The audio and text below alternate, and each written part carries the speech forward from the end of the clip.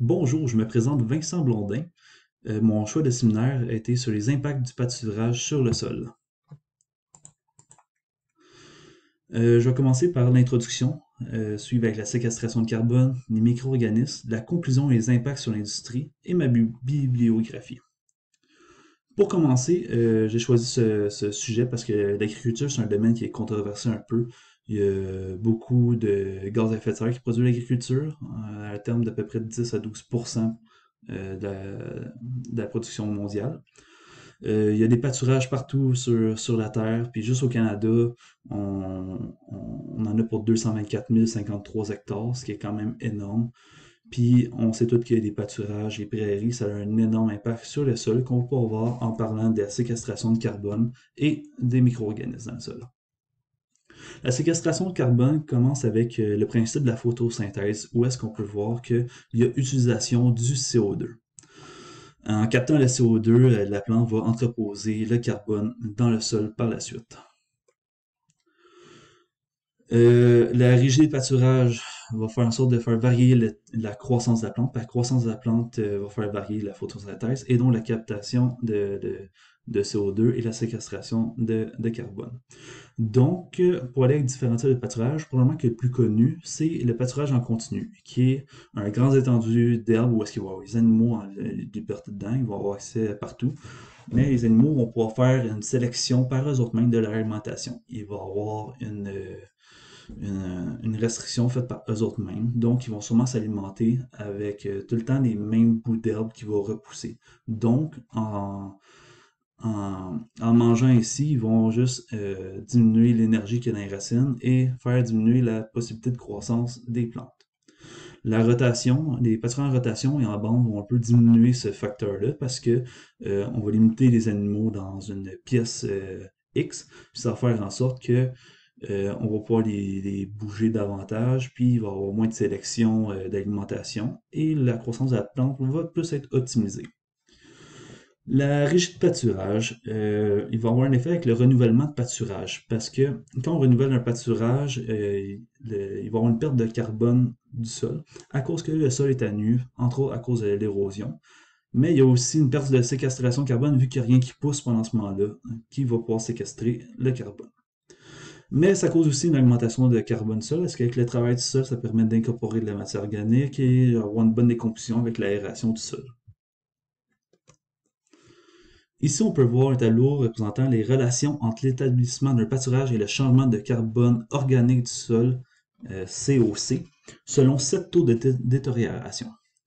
Ici, on peut voir l'axe qui représente les années et dans les Y, le delta COC. Donc, plus que ça se retrouve haut, ici la ligne, plus qu'il y a de séquestration de carbone et plus que ça vient bas, moins qu'il y en a.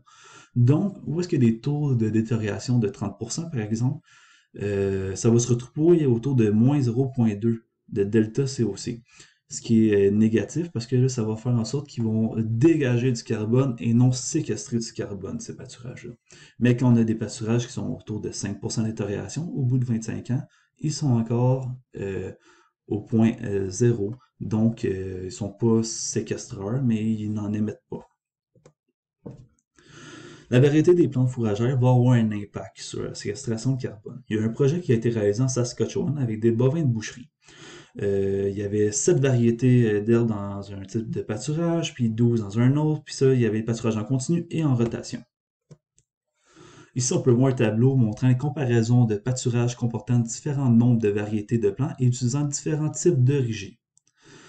Qu'est-ce qui est important de voir ici, c'est que les variétés de plants n'étaient pas significativement différents et la valeur de P n'était pas suffisamment précise. Ça, c'est surtout causé à cause de l'environnement. Dès la première année, le pâturage de 7 variétés, il y avait déjà 12 variétés à cause des plantes indigènes qui poussaient. Qu'est-ce qui est intéressant de voir ici, c'est que le pâturage en rotation a de meilleures performances pour le rendement maximum de fourrage kg hectare 100% matière sèche que le pâturage en continu. Mais on peut voir que le gain moyen quotidien est à l'avantage de manière significative pour le pâturage continu. Ça s'expliquerait entre autres que les animaux peuvent sélectionner leur alimentation davantage en continu, donc s'alimenter d'herbes qui sont plus énergétiques, donc plus de croissance. Mais à la défense du pâturage en rotation, on peut voir ici que la densité animale est bien plus élevée. Donc, le gain moyen quotidien par jour est plus bas, ce qui est explicable à cause qu'il y a trop de densité. Mais quand on regarde le gain de poids fait par animal, qui est à 52,7 pour le pâturage en rotation, on peut voir qu'il n'y a pas de différence significative avec le pâturage en continu. Mais on peut aussi observer que la valeur de P n'est pas assez précise aussi pour le gain de poids. Tandis que pour les autres valeurs, rendement, densité et gain moyen quotidien, c'est suffisamment précis. Ici, on peut voir un tableau pour la comparaison de régies de pâturage pour le carbone et l'azote de la biomasse et du fumier versus pâturage continu et pâturage en rotation. Ici, on peut voir que la biomasse, la carbone, l'azote biomasse, n'a pas de valeur de P suffisamment précise et il n'y a pas de différence significative. Ça serait entre autres dû à cause de l'environnement qui fait varier beaucoup le carbone qui est dans le sol, puis aussi parce que c'est difficile à comptabiliser. Pour le fumier, par contre, on aurait pu voir des différences significatives avec des valeurs de P suffisamment précises. On peut voir que le pâturage en rotation plus de fumier en général que la continue. Normal, plus de fourrage produit, plus de déjection produit. Puis pour le carbone aussi, que ça suit avec le fumier, plus de carbone produit. Cependant, l'azote est plus bas que le pâturage en continu, donc le C sur N, le ratio C sur N, ne change pas. Ici, on peut voir que un diagramme portant sur les superficies de culture annuelle et pérenne versus la variation de carbone organique du sol, delta COS, et la population de bovins de boucherie au Canada entre 1981 et 2011. Grosso modo, qu'est-ce qui est important de voir, c'est qu'ici, la population de bovins de boucherie, plus qu'elle augmente, plus qu'il y a de plantes pérennes au Canada, vu que c'est une production qui utilise beaucoup de plantes pérennes versus les plantes annuelles. Mais plus qu'il y a de bovins de boucherie, nécessairement, plus qu'il y a de séquestration de carbone.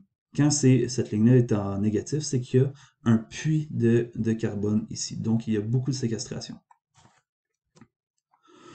Ici, on peut voir la corrélation de la variation du carbone organique du sol et de la conversion de cultures annuelles pérennes sur la population de bovins de boucherie de l'Est et de l'Ouest du Canada. On peut voir que les deux droites sont différentes, c'est entre autres dû à cause de l'environnement. Il y a une différence dans l'alimentation. Ici, on utilise plus de maïs grain, tandis que dans l'Ouest, on utilise davantage de céréales, entre autres. Et les pâturages sont plus extensifs, peut-être plus optimisés aussi. Ici, on peut voir que afin d'atteindre le delta COS 0, il nous faudrait 3,4 millions de bovins de boucherie dans l'Est du Canada et autour de 7,6 pour l'Ouest du Canada. On peut voir que le coût de carbone d'un bovin de boucherie, en général, va coûter à peu près 1400 kg équivalent de CO2. Équivalent inclut tous les gaz comme CH4 aussi qui sont transmis en CO2. Le coût réel, par contre, serait plus autour de 850 kg équivalent CO2 à cause qu'on inclut la séquestration de carbone des pâturages et prairies. Pour les micro-organismes, le sol contient à peu près 25% des espèces vivantes. Il y a une forte densité qui est près des racines à cause des substrats, puis il y a une relation étroite entre les racines et les micro-organismes. Les micro-organismes apportent des avantages aux racines et les racines apportent de la nourriture aux micro-organismes. Donc, il y a une belle symbiose entre les deux. Mais la seule chose, c'est les micro-organismes, c'est difficile à comptabiliser à cause que on n'a pas nécessairement l'équipement, puis ça va varier beaucoup selon les saisons et la température. Dans une étude en France, on utilisait 186 parcelles avec des cultures qui étaient annuelles, des pâturages temporaires de moins de 6 ans et des pâturages permanents de plus de 6 ans. Ici, on peut voir un tableau portant sur les différents pâturages et travaux du sol et leur valeur moyenne pour la biomasse microbienne, les bactéries et les champignons du sol.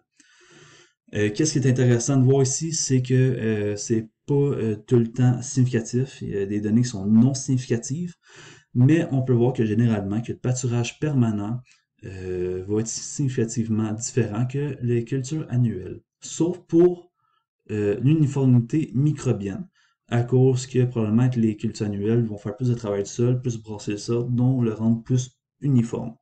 C'est mon hypothèse. Sinon, pour le reste des critères, ben, les pâturages permanents, ils vont avoir plus de diversité, puis de richesse microbienne, fongique, etc. Il y a eu une étude avec un projet avec du fumier de poulet entre 2004 et 2018. La seule chose qui était intéressante dedans, c'est qu'on peut voir que la gestion de pâturage était le seul élément qui avait une valeur de P de moins de 0,05. Puis ici, on pouvait voir que les champs étaient séparés en la parcelle de foin, la parcelle de pâturage en continu et la parcelle de pâturage en rotation. Et il y avait aussi la petite parcelle de zone de contrôle, qui n'avait pas de fumier de poulet. Ici, on peut voir la moyenne de proportion de bactéries de type phyla dans le sol selon les différents types de pâturage de 2016 à 2017. Le PR, c'est pâturage en rotation. PC, c'est pour pâturage en continu. F, les champs de foin. Et C, c'est la zone de contrôle. On peut voir, grosso modo, qu'il y a une variation de proportion selon les types de pâturage. Ici, on a un tableau des valeurs de P pour la détermination de la richesse de la diversité bactérienne du sol selon la gestion de pâturage, le moment de prise d'échantillon, pré- ou post-épandage de fumier de poulet, et de la zone de la prise d'échantillon de 2016 et 2017. Chose importante à voir ici, c'est que c'est pas à chaque année qu'on va avoir des valeurs qui sont suffisamment précises et qu'il n'y a pas de différence significative.